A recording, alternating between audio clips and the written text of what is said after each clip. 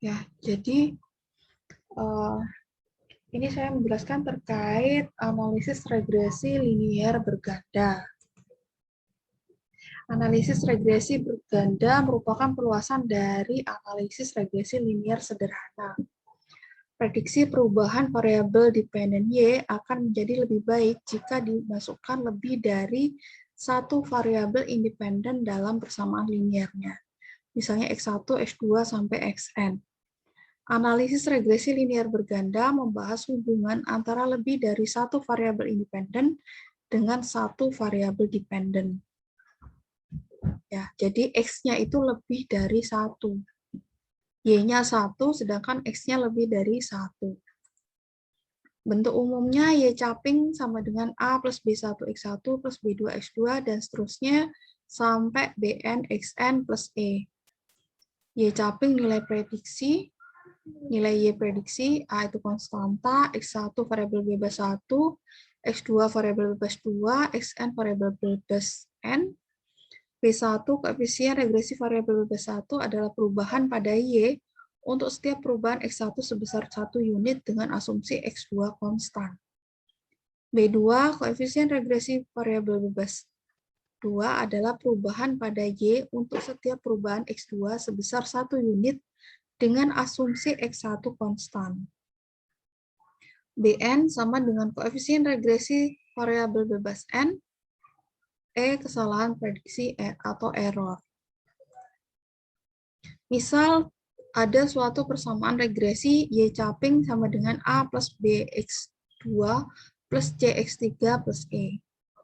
Nah, di sini untuk mencari BCA, nilai ABC tadi, untuk B itu sigma X2 kecil dikali Y kecil dikali sigma X3 kuadrat dikurangi sigma X3 dikali Y, dan seterusnya.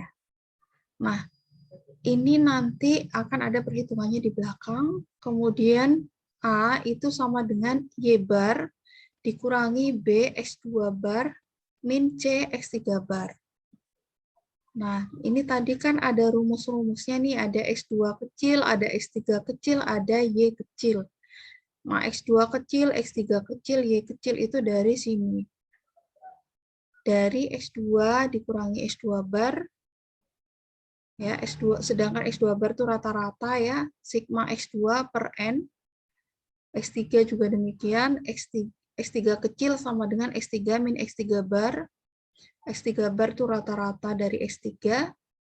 Y juga demikian, ada Y bar, merupakan rata-rata dari Y. Kemudian ini rumus standar error. Ya, SE kuadrat sama dengan sigma E kuadrat per N min K, dan seterusnya. Ya. Kemudian ini rumusnya SB, ini rumusnya SC. Kemudian ini koefisien determinasi R square sama dengan 1 min sigma E kuadrat per sigma Y kuadrat. Atau R square sama dengan B sigma X2Y plus C sigma X3Y per sigma Y kuadrat. Kemudian ini uji T-nya. Uji T diperoleh dari T hitung. Nah, uji T ini kan uji masing-masing variabel ya.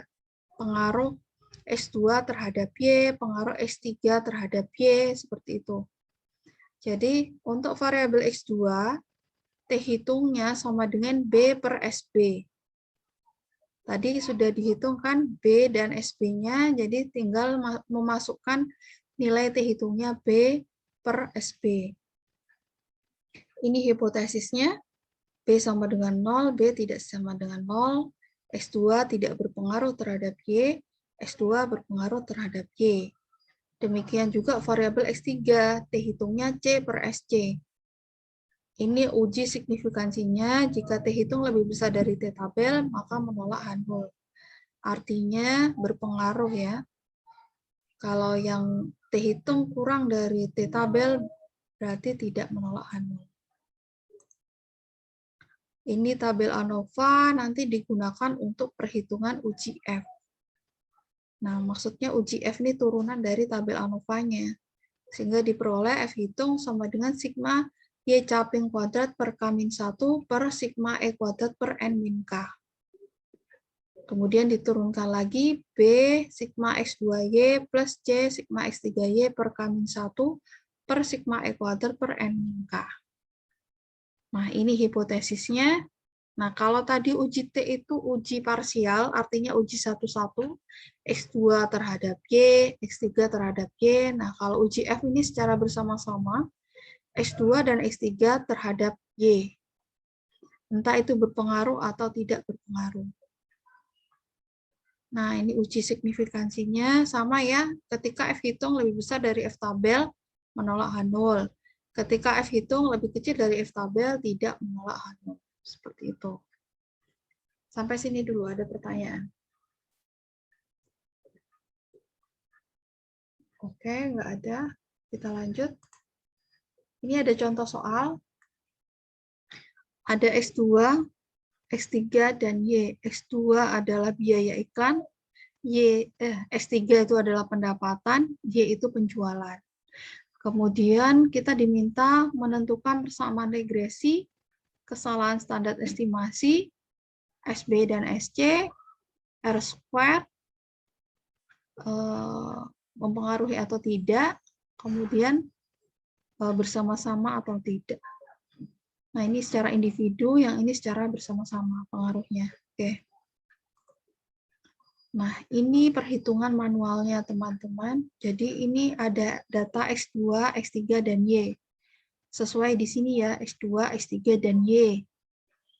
Kemudian kita cari rata-ratanya dulu. Kita jumlahkan X2, X3 dijumlahkan, Y juga dijumlahkan. Nah, kemudian rata-ratanya itu jumlah total dibagi dengan N-nya. N-nya 9. 1, 2, 3, 4, 5, 6, 7, 8, 9. Ya. Jadi 1017 dibagi 9, hasilnya 113. 954 dibagi 9, hasilnya 106. 1052 dibagi 9, hasilnya 116,89. Nah, kemudian X2 kecil. Ya, X2 kecil tadi dari mana? Dari X2 dikurangi X2 bar. Ya, berarti 100 dikurangi 113, hasilnya min 13. 104 dikurangi 113, hasilnya min 9. 106 dikurangi 113, hasilnya minus 7. 111 dikurangi 113, hasilnya minus 2, dan seterusnya. X3 juga demikian. X3 kecil dari X3 dikurangi X3 bar. Ya, berarti 100 dikurangi 106, 99 dikurangi 106, dan seterusnya. Kemudian Y juga demikian. 100 dikurangi 116,89, 106 dikurangi 116,89, dan seterusnya. Kemudian kita kuadratkan X2 kecil kuadrat, X3 kecil kuadrat, dan Y kuadrat. Kemudian ini perkalian antara X2 kecil dan X3 kecil. Min 13 kali min 6, min 9 kali min 7, min 7 kali 4, dan seterusnya. Ini X2 kecil dikali Y, X2 kecil min 13 dikali min 16,89. Kemudian 106, ini sih, min 7 dikali min 9,89, hasilnya 69,22. Dan seterusnya, X3 kecil dikali Y juga demikian. Ya, kemudian baru kita masukkan ke persamaan regresinya. Ini nyari secara manualnya, teman-teman ya. B itu berapa dari rumus yang tadi. Jadi kita masukkan nilai sigma X2 kali Y, sigma X3 kuadrat dikurangi sigma X3 kali Y, sigma X2 kali X3, dan seterusnya. Ini nilainya dari mana? Dari sini tadi ya. Oke, jadi ini loh, sigma-sigma kan ada di bawah ini. Ya, kalau ini berarti sigma X2 kuadrat, sigma X3 kuadrat, sigma Y kuadrat, dan seterusnya. Tinggal dimasukkan ke sini, hasilnya 1,36. Yang C juga demikian, dimasukkan ketemu 0,11. Kemudian A itu dari Y bar dikurangi B dikali X2 bar dikurangi C X3 bar. Oke, kemudian kita peroleh hasil A-nya min 49,34. Maka kita peroleh persamaan estimasinya Y caping sama dengan min 49,34 ditambah 1,36 X2 plus 0,11 X3 plus E. Nah, ini persamaan peramalannya atau persamaan estimasinya. Oke, ini ya. Nah, ini artinya apa? Artinya ini, min 49,34 itu artinya jika biaya iklan dan pendapatan 0, maka hasil penjualan sebesar min 49,34. Ya. Maksudnya jika X2 0, X3 0 gitu ya, berarti 0 kali 1,36, 0 dikali 0,11, berarti 0 semua, tinggal min 49,34. Kemudian B, ya, B 1,36 artinya jika biaya iklan naik 1000, maka hasil penjualan akan naik 1000 dikali 1,36. Maka akan naik sebesar 1,360. Naik di sini karena dia plus ya. Karena dia plus, makanya dia naik sebesar 1,360. Dengan asumsi faktor-faktor lain dianggap tetap atau konstan. C juga demikian, 0,11 artinya jika pendapatan naik sebesar 1000, maka hasil penjualan akan naik sebesar 110 rupiah dengan asumsi faktor-faktor lain dianggap konstan atau tetap. Ya, jadi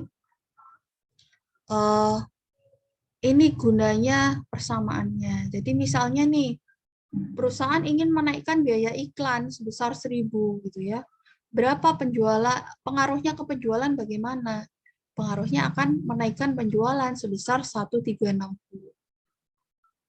Gimana kalau misalnya pendapatan saya naikkan 1000 misalnya? Maka hasil penjualan akan naik sebesar 110 kayak gitu. Peramalannya di situ. Kemudian ini mencari kesalahan standar estimasi atau standar error. Ketemu 12,92 SE kuadratnya. Standar errornya akar dari SE kuadrat sama dengan 3,6. Kemudian ini mencari SB dan SC. Tinggal dimasukkan rumusnya ini. Ketemu SB 0,1432. SC-nya 0,1434. Nah, fungsi SE, SB, dan SC ini untuk mencari, untuk menguji hipotesisnya tadi ya, uji T dan uji F. Oke, kemudian ini menghitung koefisien determinasi. Besarnya sumbangan biaya iklan dan pendapatan terhadap variasi naik turunnya hasil penjualan sebesar 93,85%. Sedangkan sisanya sebesar 6,15% disebabkan oleh faktor-faktor lain. Tuh. Kemudian ini uji T. Nah, uji T sama ya untuk melihat tabelnya seperti yang kita pelajari kemarin. T tabelnya kita pakai alfanya 0,05, kemudian derajat kebebasannya 6, dari N-3, ketemunya 2,447 ya. Kemudian variabel biaya iklannya, T hitungnya B per SB, tadi B sudah ketemu, SB juga sudah ketemu, maka T hitungnya tinggal membagi, hasilnya 9,53. Ini H0 dan H alternatifnya. Karena T hitungnya itu 9,53, sedangkan T tabelnya 2,447, maka menolak H0. Biaya iklan berpengaruh terhadap hasil penjualan. Demikian juga dengan variabel pendapatan. T hitungnya berapa? C per SC 0,77. Ini H0-nya, ini H alternatifnya. Kemudian T hitung lebih kecil dari T tabel, sehingga tidak menolak H0. Atau bisa dijelaskan bahwa pendapatan tidak berpengaruh terhadap hasil penjualan. Kayak gitu. Nah, kemudian ini uji F-nya ya. Uji F-nya. Nah, kalau F tabel melihatnya dari alfanya, kemudian kita cari apa sih pembilang dan menyebutnya K-1 dan N-K-nya. Jadi kayak gini. Saya ini kan bukan, nah ini. Nah, ini contoh ini F tabel ya. Kalian lihat di buku statistik gitu ya. Kalau membaca F tabel di atas itu pasti sudah ada keterangannya.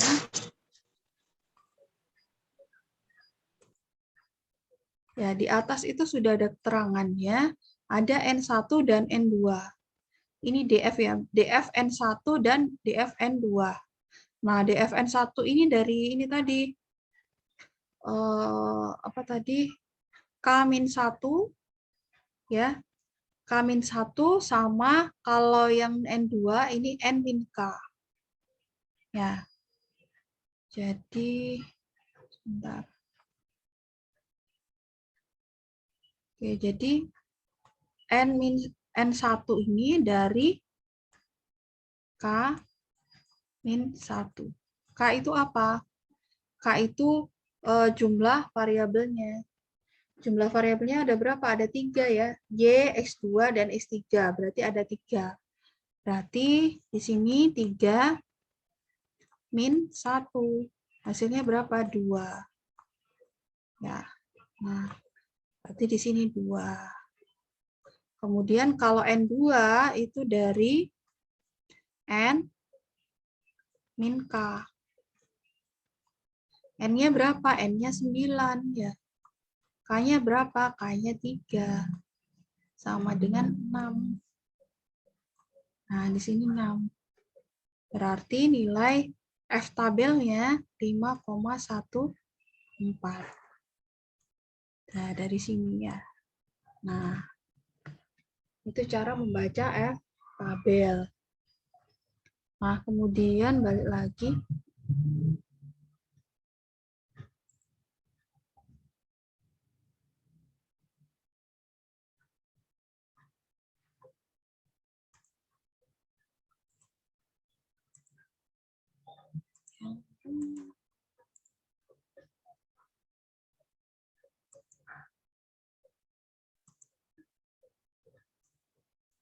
Ya. Gimana nih ya? Oh, ini aja. Nah.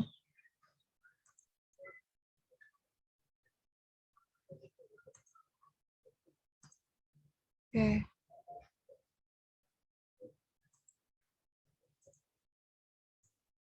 Nah, didapat tadi F tabelnya sebesar 5,14. Ya. Nah, kemudian F hitungnya kita cari, kita hitung ya. Kita hitung ketemu 45,76. Nah, ini hipotesisnya ya, secara bersama-sama mempengaruhi. Oh, ini tidak berpengaruh ya.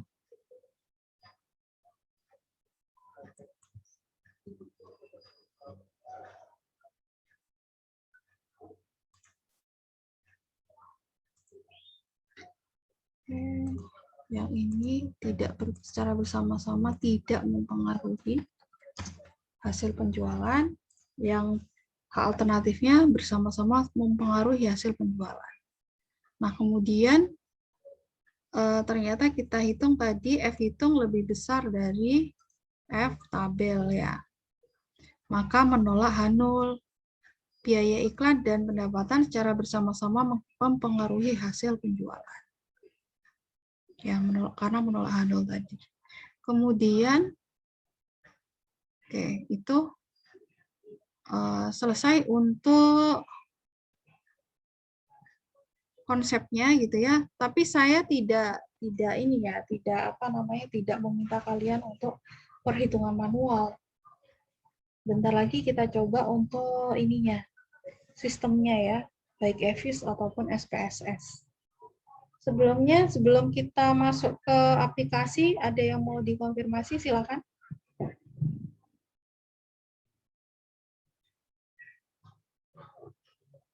Silakan teman-teman, mungkin ada yang mau dikonfirmasi.